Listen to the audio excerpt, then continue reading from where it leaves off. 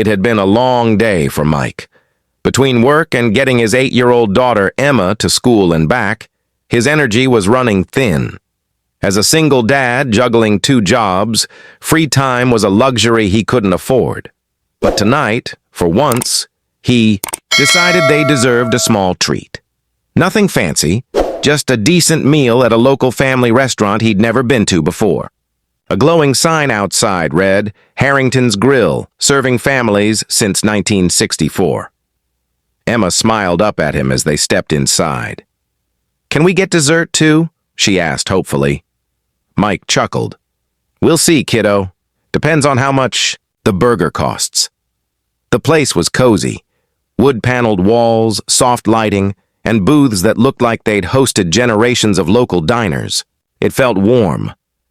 Like the kind of place people came back to for memories, not just meals. As they settled into a booth, Mike noticed the waitress approaching their table was wiping tears from her eyes. She quickly forced a smile as she pulled out her notepad. "Hi, welcome to Harrington's. I'm Rachel. I'll be your server tonight," she said, her voice strained but polite. Mike offered a kind smile. "Rough night?" Rachel looked startled, then laughed quietly. "That obvious, huh?" Mike nodded. "A little, but don't worry. We're easy customers." Rachel blinked back a tear, but the gesture seemed to lift her spirits slightly. She took their orders, a burger for Mike, chicken tenders for Emma, and hurried off. But Mike couldn't stop thinking about the sadness in her eyes. A few minutes later, as Emma was coloring on a napkin, Rachel returned with their drinks. Her hands trembled slightly, and she nearly spilled a cup of soda. "I'm really sorry," she said, flustered. "No worries," Mike said quickly. "Take a deep breath. You're doing fine." Rachel glanced at him, surprised. Most people just complained or gave her attitude, but something about Mike's calm voice, the gentle way he looked at her, like she mattered, made her pause. "Thanks," she said. I needed that." Mike hesitated.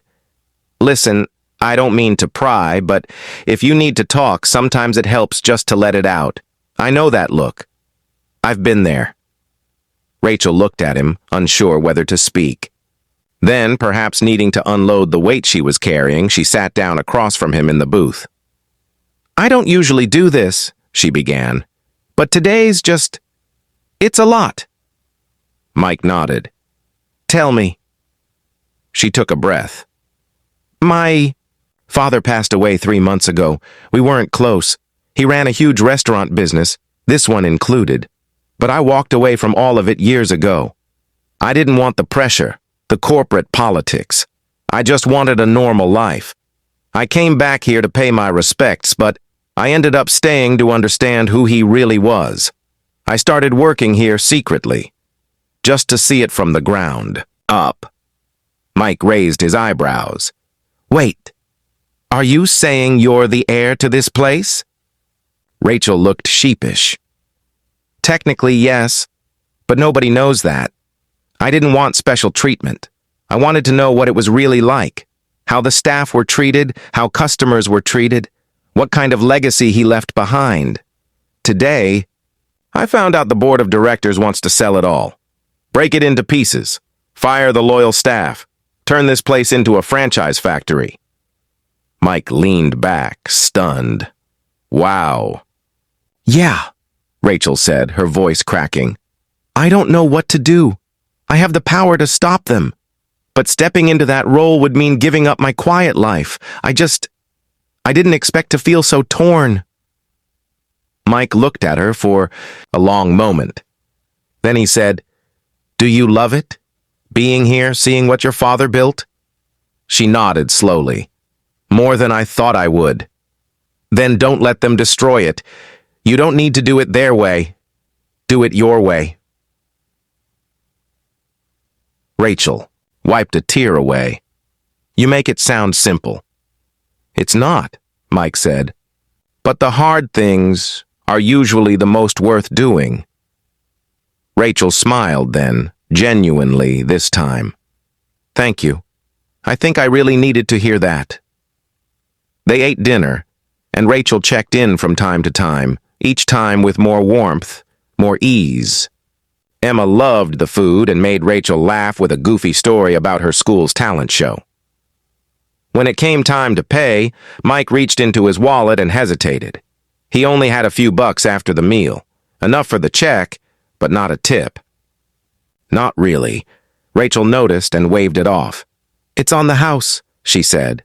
"Call it a thank you for listening." Mike shook his head. "No way. You work hard. You deserve this." But Rachel insisted. "It's my call, and I want to do this." Mike finally relented, then scribbled something on a napkin and slid it to her before they left.